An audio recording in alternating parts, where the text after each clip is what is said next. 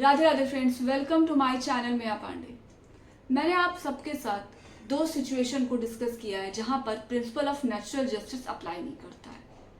आज मैं तीसरी सिचुएशन को डिस्कस करने वाली हूँ जहां पर principle of natural justice apply नहीं करता, मतलब उसका एक्सक्लूजन है या एक तरह से इसको एक्सेप्शन कह सकते हैं। जो भी सिचुएशंस मैंने आप सबके साथ डिस्कस किए ना, वो एज अ एक्सेप्शन कह सकते हैं।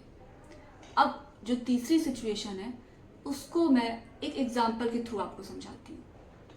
फॉर एग्जाम्पल, मैं ए के घर पे दिल्ली में एज अ टेनेंट रह रही हूँ और मेरी जो टेनेंसी है वो 1 साल की है, मतलब कि लिमिटेड टेनेंसी है। लिमिटेड टेनेंसी आपकी 1 साल 2 साल कितने भी ईयर की हो सकती है, बट वो लिमिटेड है।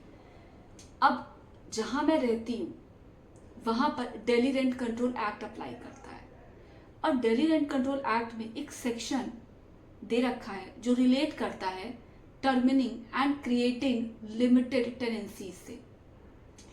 उसी सेक्शन में एक चीज दे रखी है, वहां पे दे रखा है कि अगर मेरा 1 साल का टर्म खत्म हो जाता है और मैं घर नहीं छोड़ रही हूँ, मैंने ए को मना कर दिया कि मैं तो नहीं जा रही हूँ, आपको जो करना है आप कर लीजिए, मैं नहीं जा रही हूँ, तो अब ए के पास क्या रेमेडी है, ए कहाँ जाएगा?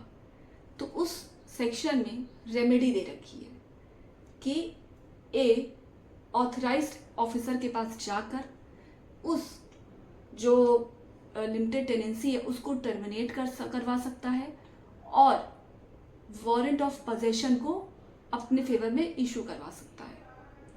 अब मैंने आपको बताया था कि जो सेकंड फीचर है राइट टू फेयर हियरिंग, कि आप बिना दूसरे को सुने हुए डिसाइड नहीं कर सकते हैं केस, बट यहाँ पर बिना मुझे सुने वारंट ऑफ पोजेशन को इशू कर दिया जाएगा और मुझे उसकी नोटिस भी नहीं दी जाएगी। ऐसे ही सेम फैक्ट, क्योंकि ये कहीं ना कहीं तो प्रिंसिपल ऑफ नेचुरल जस्टिस का वायलेशन है, तो ये सिचुएशन उसका एक एक्सेप्शन है।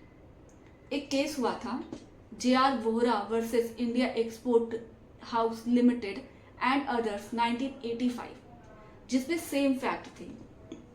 उसमें टेनेंट छोड़ नहीं रहा था और लैंडलॉर्ड को जाना पड़ा था ऑथराइज्ड ऑफिसर के पास। तो वहां पर जो ये वारंट ऑफ पोजेशन है ना, जो डिसीजन है, उसको चैलेंज किया था टेनेंट ने कि आप मुझे सुने बिना कैसे डिसाइड कर सकते, ये तो प्रिंसिपल ऑफ नेचुरल जस्टिस का वायलेशन हुआ, ये डिसीजन तो बिल्कुल इनवैलिड है। तो सुप्रीम कोर्ट ने उस केस में ये अपहेड किया था कि जो डिसीजन है वारंट ऑफ पोजेशन इशू करने का वो सही है, क्योंकि जब किसी पर्सन के पास एक, आपने लीगल मैक्सिम कई बार सुना होगा, उबी जस इबी रिमेडियम, मतलब where there is a right there is a remedy. जब मेरे पास कोई राइट है तो मेरे पास रेमेडी भी है। तो सुप्रीम कोर्ट ने कहा कि जो टेनेंट है उसके पास कोई राइट ही नहीं है उस पोजीशन में रहने का। भाई, मेरी जो टर्म थी 1 साल की वो तो खत्म हो गई है, तो अब मैं किस हक से उनके घर पे रह रही हूँ? मेरा तो कोई हक ही नहीं बनता ना, तो मेरे पास रेमेडी भी नहीं है उस हक को लेने की। तो सुप्रीम कोर्ट ने उस डिसीजन को अपहेल्ड किया था। एक्चुअली जो प्रिंसिपल ऑफ नेचुरल जस्टिस है ना, वो उसका एक्सक्लूजन, उसकी एप्लीकेबिलिटी, उसकी नॉन एप्लीकेबिलिटी कई बार केस टू केस सर्कमस्टांसेस पे डिपेंड करती है।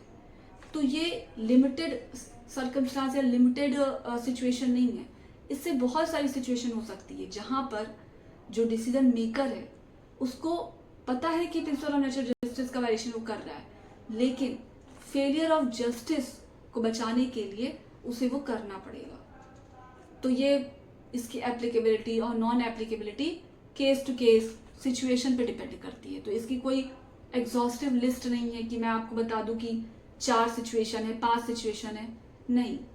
ये जैसी सिचुएशन आएगी वैसी इसकी एप्लीकेबिलिटी और नॉन एप्लीकेबिलिटी डिपेंड करती है। मुझसे जुड़े रहने के लिए please do and subscribe my channel Meya Pandey. Thank you.